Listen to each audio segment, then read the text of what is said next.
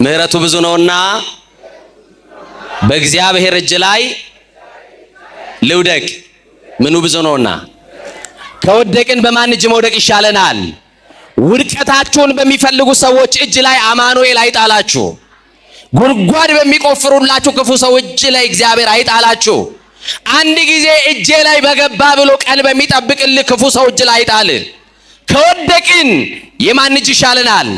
ብንወድቅ የሚያነሳን የማን እጅ ብቻ ነው? ለመውደቅ ስንፍገመገም የሚደግፈን ማን ብቻ ነው?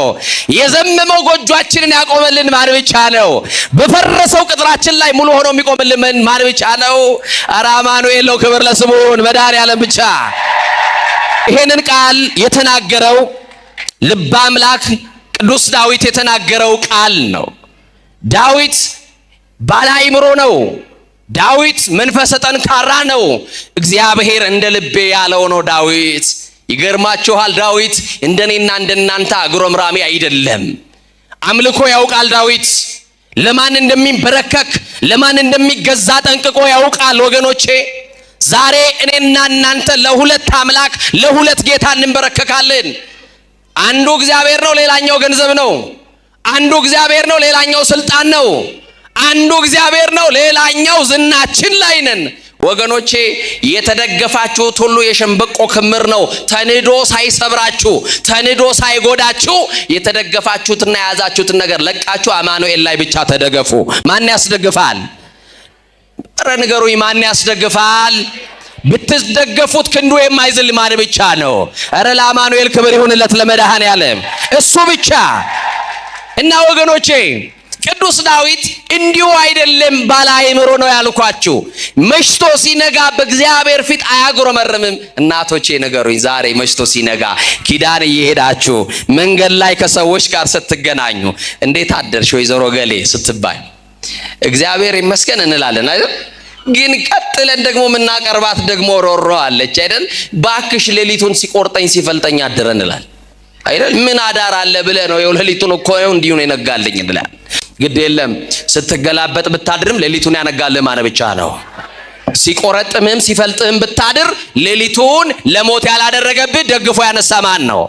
ለዚህ ነው ልበ አምላክ ቅዱስ ዳዊት እንዲህ አለ፣ አንሰ ሰከብኩ ኖም ኮተንሳይኩ እስመ እግዚአብሔር አንሳኒ ይላል። ጠዋት ተነስቶ በማለዳ እግዚአብሔር ላይ አያጉረመርምም። እንዲህ ነው የሚለው። እንዴት እንደተደግፎ እንደተነሳ ያውቃል። ታውቃላችሁ እንዴት እንደተኛችሁ፣ ግን እንደተነሳችሁ አታውቁም። በእንቅልፍ እንዴት አይነት ዓለም ውስጥ እንደነበራችሁ አታውቁም፣ አታስተውሉም። ደግፎ ያነቃችሁ ማን ነው? ወጣችሁ ለመግባታችሁ ዋስትናችሁ ማን ነው? ተኝተን ለመነሳታችን ዋስትናችን ማን ነው? እኛ እኮ እርግጠኛ ነን አይናችንን የምንከድነው አማኑኤል ስላለ ብቻ ነው። እውነት አስት ዙሪያችንን ካዳመጥነው አይን የማያስከድን ነገር አለ። ግን መድኃኔዓለምን አምነን አይናችንን እንከድናለን።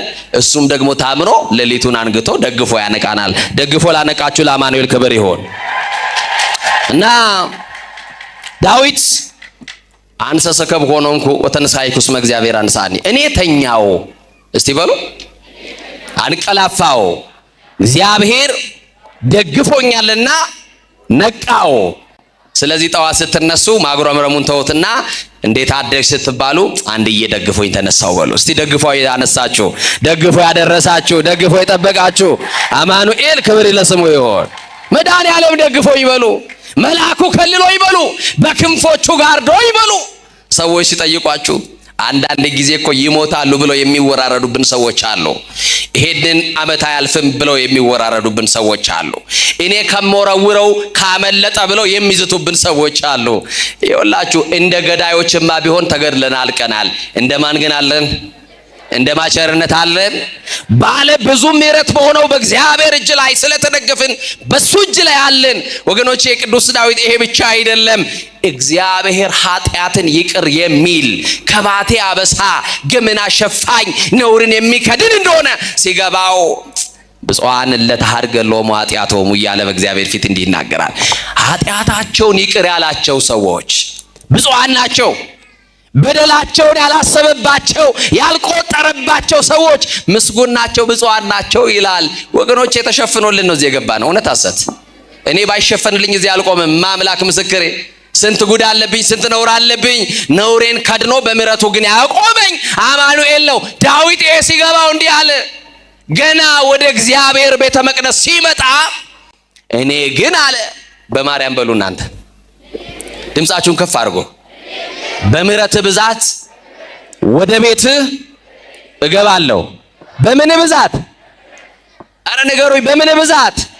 ስለዚህ እዚህ ያለ ነው ምሮን እንጂ መርምሮን አይደለም። ክብር ለስሙ ይሁን። ምሕረት የተደረገልንን ይቅር የተባልንን ኃጢአታችን የተከደነልን ሰዎች ነን። ዳዊት ይሄ ብቻ አይደለም። ዳዊትን ጥያቄ ብትጠይቁት ለአንተ ትልቅ ምንድነው ተብሎ ቢጠየቅ የዳዊት መልስ ይገርመኛል። አሁን ለአንቺ ትልቅ ምንድነው ብዬ ብጠይቅሽ ለአንተ ትልቅ በዚህ ምድር ላይ ምንድነው ብል በጣም ብዙ ነገሮች ልትደረድሩልኝ ትችላላችሁ።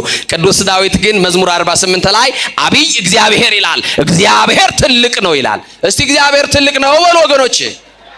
ከኑሯችን መግዘፍ በላይ እግዚአብሔር ምንድነው?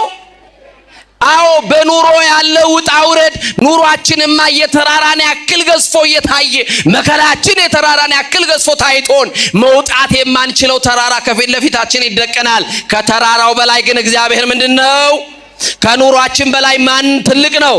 እግዚአብሔር ትልቅ ነው። ትልቁ እግዚአብሔርን ይዛችሁ ምን ታጣላችሁ?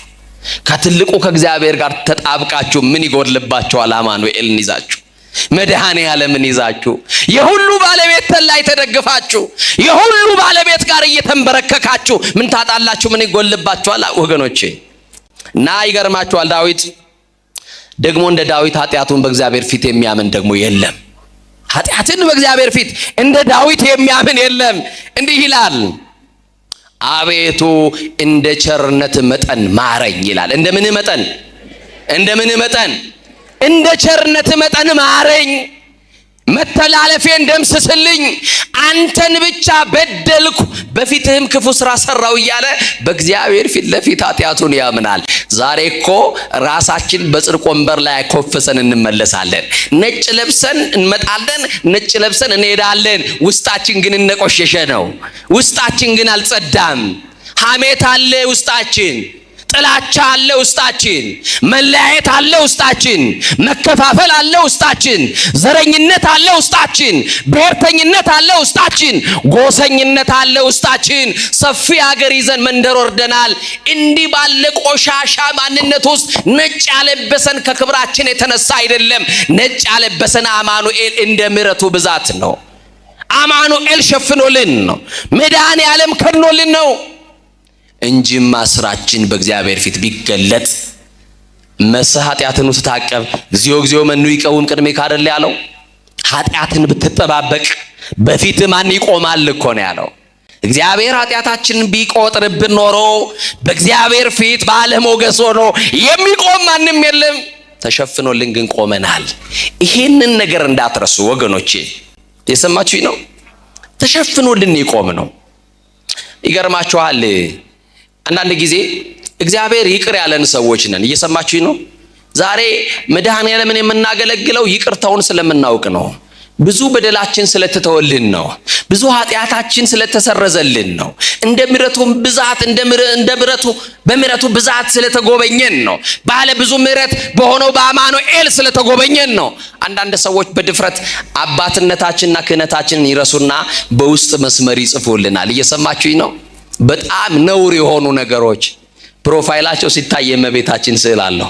ፕሮፋይላቸው ሲባል የኢትዮጵያ ኦርቶዶክስ ተዋሕዶ ቤተክርስቲያን አርማ አለው። ወገኖቼ ራእይ ዮሐንስ ላይ እንዲህ ይላል። የሰማችሁኝ ነው? ዲያብሎስም ይላል የስድብ አፍ ተሰጠው፣ ክርስቲያን የሚሳደብበት አፍና ልሳን አልተሰጠው። የሰማችሁኝ ነው? እንደው ጊዜው እስቲ ቢሰጠን እንደው የሰው ኃጢአት ለመቁጠር በቂ ነው። ያውን ያለን ቀሪ ሂሳብ ቀሪ እድሜያችን የሰው የምናወራበት ይሆን? ስለ ራሳችን ኃጢአት የምናለቅስበት ነው ወገኖች። ግድ የላችሁም። እኛን በድል ይሆናል፣ እኛን እናጠፋ ይሆናል፣ እኛን ደክም ይሆናል። ግን ሁሉ ስለ ራሱ ቢያለቅስ ጥሩ ነው። እየሰማችሁ ነው? ቅዱስ መጽሐፍ የሚናገረው አንዱ የአንዱን ሸክም ይሸከም ይላል። የሰማችሁ ነው? እግዚአብሔር በደላችን ስላልቆጠረ ነው።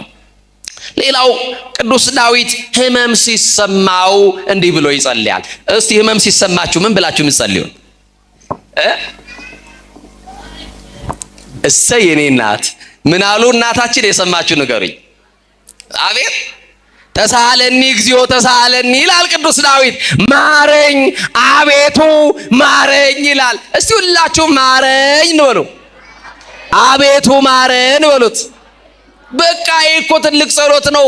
አልጋ ያላዝን በሽተኞች ነን፣ መድኃኔዓለም ይማረን እና ማረኝ እያለ በእግዚአብሔር ፊት የሚጸልየው ልበ አምላክ እንደ ልቤ የተባለው ቅዱስ ዳዊት እግዚአብሔርን አሳዘነው ይላል። ማንን አሳዘነው?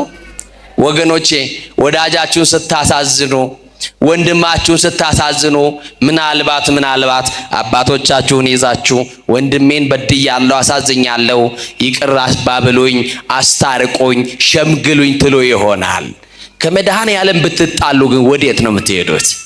መሄጃ አለን? ዳዊት ኃጢአት ሰራ፣ እግዚአብሔርን አሳዘነው።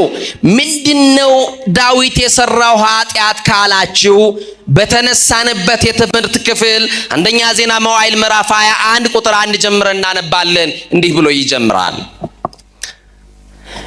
ከኔ ጋር ናችሁ? ሰይጣን በእስራኤላውያን ላይ ተነሳሳ ብሎ ይጀምራል። የታባቱ የመናጤ እስቲ ጥሩት፣ ሰይጣን በሉ እስቲ። በእስራኤላውያን ላይ ምን ነው ጥሩት ስላልኩ ፈራችሁ እንዴ? በእስራኤላውያን ላይ ተነሳሳ። ልክ ዛሬ በኢትዮጵያውያን ላይ እንደተነሳሳው ማለት ነው። ልክ በአንድነታችን ላይ እንደተነሳሳ፣ በአብሮነታችን ላይ አመድ ሊበትን እንደተነሳው፣ ሊከፋፍለን እንደተነሳው፣ ሊነጣጥለን እንደተነሳው፣ ፓርቲሽን እያካፈለ እንዳጣላን፣ ቋንቋችንን ሊያደበላልቅብን። ዛሬ ኢትዮጵያውያን የድሮ ኢትዮጵያውያን ነን። የድሮ ነው ፍቅራችን፣ የድሮ ነው መተማመናችን፣ የድሮ ነው መዋደዳችን። እንደ ድሮ ጎረቤት ሄዳችሁ ቁርስ ትበላላችሁ? የአንዱ ጎረቤት ቁርስ ከተበላ የሌላኛው ቤት ምሳ የሚበላበት ኢትዮጵያ እኮ ነበረ። በር ዘግቶ መብላቱን ማን አስተምሮ ነው ኢትዮጵያውያን? ሻክቶ የሚደፋ እህል ላይ ስስታም ያደረገን እንዴት ያለው አጋንንት ቢያገኘን ነው ወገኖች። እና ወገኖቼ ሰይጣን በእስራኤላውያን ላይ ተነሳሳ ካለ በኋላ ዝቅ ብላችሁ ስታነቡ ዳዊትንም ቀሰቀሰው ይላል። ልብ አድርጉ። ማንን ቀሰቀሰው? ማንን ቀሰቀሰው? ዳዊትን ቀሰቀሰው። በትጋት እያገለገለ ያለውን ለጥፋት ይቀሰቅሳል። ሰይጣን ክፉ ነው። ታማኙን ለተንኮል ይቀሰቅሰዋል፣ ለአድማ ይቀሰቅሰዋል። ሰይጣን ክፉ ነው። ጻድቁን ለዝሙት ይቀሰቅሰዋል። ሰይጣን ክፉ ነው። አሁን በዚህ መድረክ ላይ ስለ ሰይጣን እውቅና እየሰጠዋችሁ እንዳልሆነ ትረዱኛላችሁ። ሰማችሁኝ አይደል? አሁን ሰይጣን ሲባል የት አባቱ እኔ የገሌ ልጅ ብላችሁ ነው የምትፎክሩት አይደል? ሰይጣን ሲባል እኔ የማርያም ልጅ፣ እኔ የገልዬ ልጅ፣ በቃ በባዶ ፉከራ። ደርግ ትቶት በሄደው በአብዮቱ ዘመን ፉከራ ሰይጣን አይገለበጥም። ሰይጣን የሚገለበጠው፣ ሰይጣን የሚሸነፈው በአምልኮ በመድኃኔዓለም ፊት ለፊት ስንንበረከክ ነው። ለማ ስንንበረከክ? ለማ ስንንበረከክ? ለስላሴ ስንንበረከክ። አያችሁ፣ እንደ ተጻፈው እንደ እግዚአብሔር ቃል መኖር ያልቻለ ሰው ታዲያ ሰይጣን ላይ ምን ፉከራ ቢያወጣበት? በቴሌቪዥን መስኮቶች እያየን ዛሬ ውጉት እየተባለ ወጋ ነው እንደሚባል የሚወጋ ነገር የለም። እየሰማ ነው አይደል? አዎ። ዳዊት ብርቱ ነው። ዳዊት እግዚአብሔር የወደደው እንደ ልቤ የተባለ ሰው ነው። የሰይጣን ዓላማ ምንድነው ካላችሁ፣ ዳዊትን የቀሰቀሰው ለምንድነው ካላችሁ፣ ከእግዚአብሔር ጋር ሊያጣላው። የሰማችሁኝ አይደል? ሊያጣላው። የወንድሞች ከሳሽ የተባለው አበኋላ ሐሰት የተባለው ሰይጣን፣ ምንም እውነት የሌለበት የሐሰት አባት ሰይጣን ዳዊትን ቀሰቀሰው።